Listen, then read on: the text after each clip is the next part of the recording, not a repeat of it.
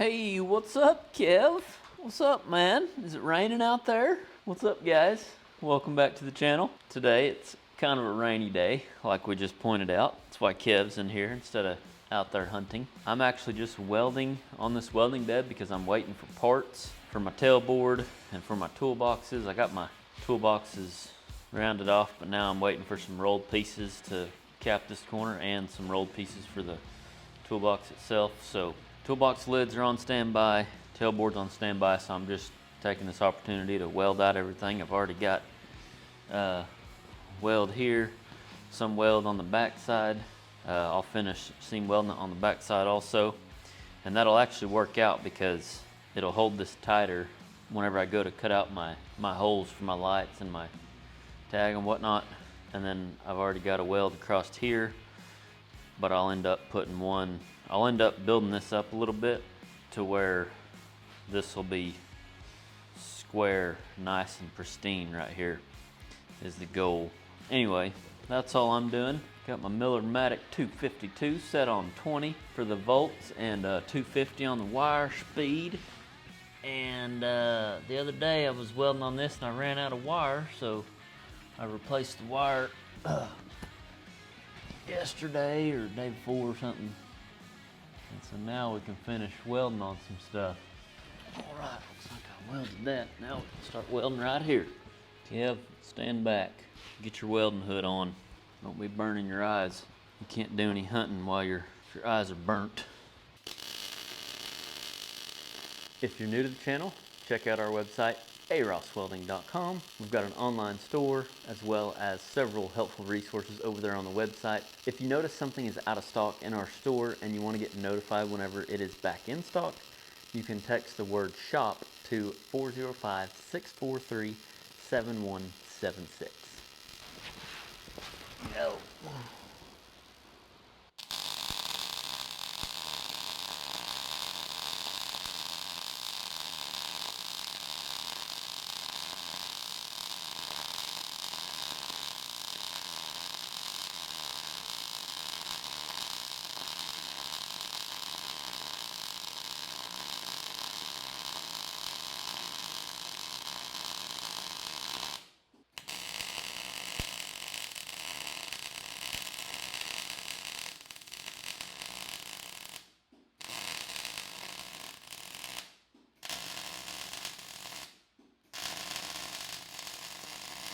All right, so right here, I'm gonna roll this piece of plate that we cut out of the bumper, which you'll see in a future video, or if you're watching this video later, you can check out the tailboard video. I don't know what it'll be titled because currently it's not up yet, but something to do with the tail lights, tailboard. You'll know that we trimmed out around the spare tire, and this is the piece for that. And so I'm more or less just capping the inside of our bumper, and that's what this piece is for.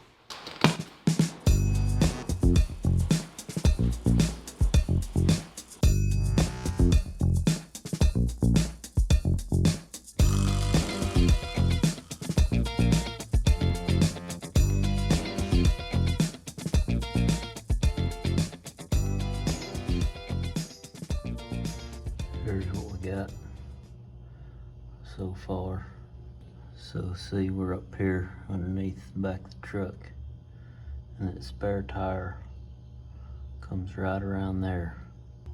I believe I mentioned this in a previous video, but me personally, if I have a dually as my welding truck, in fact on my welding truck to this day I do not carry a spare, because with a dually you have 6 wheels, so you can technically swap your tires around if you get a flat and get on down the road. But and another thing I could have done is obviously made my this welding bed literally probably an inch longer would have cleared or something, because this radius that I'm putting in here that I just showed you is you know, it's allowing, you know, I'm 1 inch on the other side of the tire, so that way when you go to set the bed on and stuff, it clears the tire real easy. But all that to say is, I mentioned it before that this is a customer's project, so I want everything to be, you know what I mean, just like it was. Obviously, if the customer would have said, hey, I don't care about having a spare tire, this, that, and the other, you know, there's a whole lot of things we could have done different as far as communicating with the customer and asked them, and more customization. You know, that's the cool thing about custom welding is you can literally go as far as to cut the frame. In fact, I know welders that have cut their frames on a lot of trucks, cut out the whole spare tire apparatus so they can put a big deep trunk back here. I mean, there's, you know, the customization is endless, you know. But as far as this particular project, I'm just trying to make it all as stock as possible. All right, so now that we got that back part tacked in around the spare tire, what I've been doing for the last 3-4 hours probably is working on these front parts right here. Lots of sanding and fitting. So I talked about this in the lead well video, I believe, because I was talking about how I wanted to do this right here, because I wanted this right here. I wasn't sure how I was going to do it. It's one of them things I just had to start doing. But what I ended up doing was fitting this piece up at an angle and to fit the cope, the body line of the truck. And then I just cut me a separate piece and fit right in here, but it's open right there and it's open down here. For this bed, I think I'm gonna leave it like this. I could simply put a piece right up here and then just cap this bottom, and then all this would just be hollow. I could do that, but for this particular bed, since I didn't detail the rod box, since I didn't take up all this potential space, because there's a bunch of wasted space right in here, and I really racked my brains about putting a bottom on this, just like we did on the lead wells, and then just having a door like this, but potentially longer, and maybe kind of followed the taper of this top deck, and then all this would be usable space right in here. But I didn't take the time to do that on the account of, I mentioned this whenever I first started this project, I've done things on this bed that I've wanted to try, specifically in the toolboxes and stuff, like how I went about building, kind of like at the very beginning, building the frame of this, because there's things that I've been wanting to try since I built the two beds that I've built previously for myself. But I had to, I'm not gonna say, it's not that I had to stop myself, but the customer wasn't looking for any of these details that I considered doing, like this that I just talked about right in here for the rod box over here. So on the account of how many man hours I told him it would take, and kind of like what he was expected to pay, I've been trying to limit myself on how detailed I was making this bed.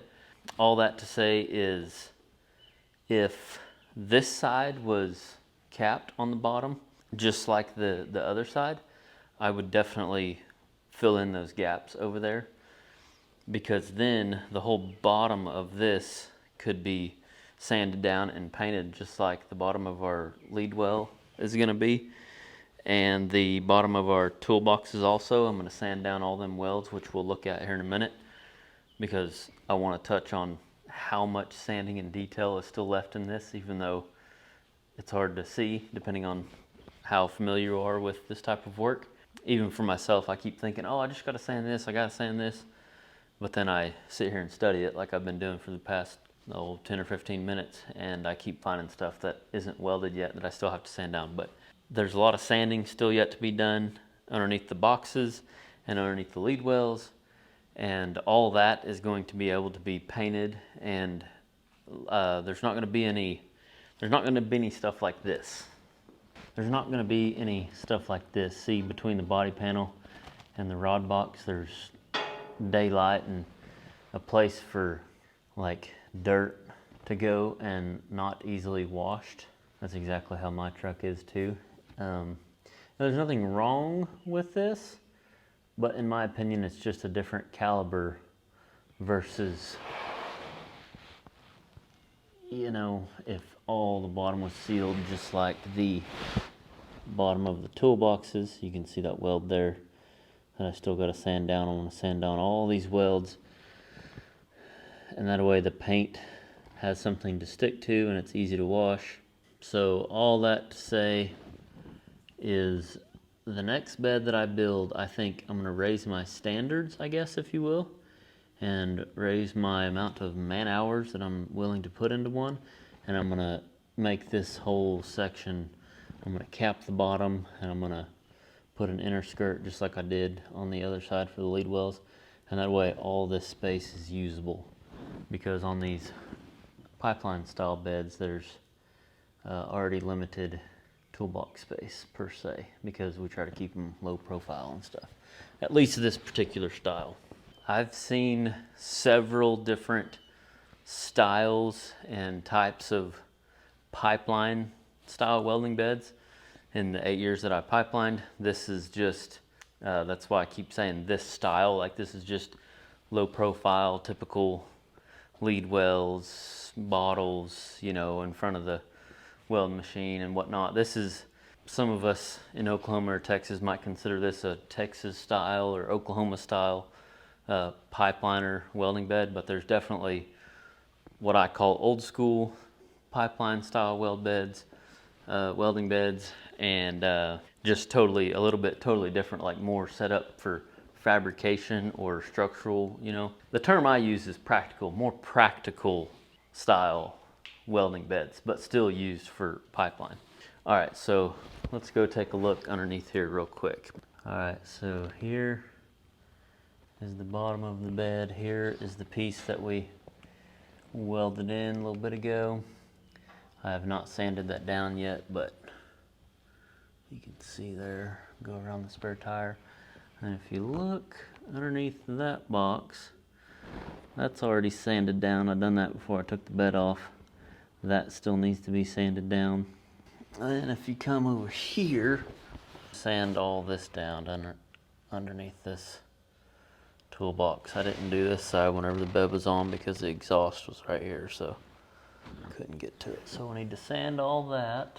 And then we have all this still yet to weld, this 1 inch by 3/16 angle that we put all the way around the top of our toolbox. We've got to weld this corner all the way around, sand it all down on both sides, both toolboxes, and then I've got to finish welding this. I've already taken the, whenever I sand corners, I sand this, like the side, and then I sand the other side, and then like here you can see if I can get a good shot.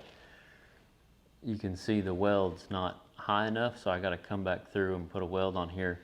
That way it comes to a point like we do, like we have here. You can see I've started to put a weld here, and then I'll just continue this weld on down, and then do the same thing. Sand right here and then sand up here until it meets at a sharp corner. So we want a sharp corner all the way down. We've got to sand the inside of this all nice, again along the top deck on the inside, and we want a sharp corner all the way around. Same thing on this side. I haven't even sanded this down yet. Still got to sand all this, and then I got to put a weld along the top just like I started to here, and then most likely it'll take another 1 or 2 passes after sanding in between. I cut this trough off like I had talked about, and my plan is to put a piece at an angle like I originally was going to do all the way across, and then I think I'm going to do something special right here, but I will show that in the final reveal, all painted and everything. So the moral to all this chitter chatter about the sanding and the detail that's left is there's a lot of detail work in a welding bed, especially if you have high standards. That's just all the, oh, and there's tons more back here. Got to finish welding all this. I think I said that at the beginning of this video. But that's just all the sanding and the cosmetic stuff out and about. we still got quite a bit of organization to do in the toolboxes. We got a lot of stuff to lay out. I haven't even thought about the toolboxes yet, about how I want to divide everything and what dividers to put where. I haven't even wrapped my mind around that yet, but that still needs to be done. But once the toolboxes are done, this thing, well, in the tailboard, but as far as a lot of the thought is already done with the tailboard. I've got a lot of thought still yet to do the toolboxes, but once all that's done, this thing will be pert near done, I think, besides paint. That is pretty well gonna be it for this video. I hope you've enjoyed following along with me in this bed build series. In fact, let me know in the comments, have you liked the way we've been doing this? Like lead well video, bottles video, trunk video, toolboxes. Do you like the videos broke up like that? Or would you like to see the videos in another way? I'm curious. Either way, I hope you've enjoyed what we've done so far. Hope you join us next week. And like always, did I already say it? I hope you learned something. I know I've learned a ton and tried to get better and better on this bed build versus ones I've done in the past. I can't take credit for the design of this bed. Any ideas that are on this, most of them, there might be something here and there that was my little idea, but I can't take credit for it. This is just a combination of stuff I've seen over my eight years of pipelining. I mean, in fact, a bed like this is very basic. I call it cookie cutter, like as far as the style. Some would call this a Texas low profile pipeline style, or maybe even Oklahoma pipeline style welding bed, as far as the dropped in lead wells, the two bottles laying down, you know, the ice chest on top of the bottles, and belly boxes and a little trunk, and you know, stuff like that. But all that to say is I can't take credit for any of the ideas. So thanks to everyone that I've worked with, and those of you that have let me look at your bed if I've worked with you, because I'm constantly soaking in ideas, stuff that I like to see. Like this, what we did today was a real big deal to me because I didn't do that on my truck, and I just love whenever I go up to a slick welding bed and I look in here and I can see metal. Like it looks, see how that looks so much more substantial versus just a piece of plate right here. It just looks way better whenever you look between the cab and the bed here. So it just, same with, that's why I did these fenders like this, because I've seen beds like that and I just think it makes it look so much more substantial.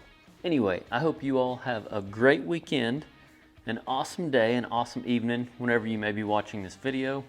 And if you're new around here, check out our website, AROSSWELDING.com, for more helpful resources. We've got digital prints of the A-frame that you may have seen me use in previous videos, which is super handy for shop projects if you don't have a piece of equipment yet. But we've got several other digital prints and helpful tools lists and stuff over there on our website. And also in our online store, we carry a few welding tools, grinder holder, little fab table that goes on a jack stand, the soapstone that I've used quite a bit on this bed build. So check out our website, check out our store, and remember, learn something every day.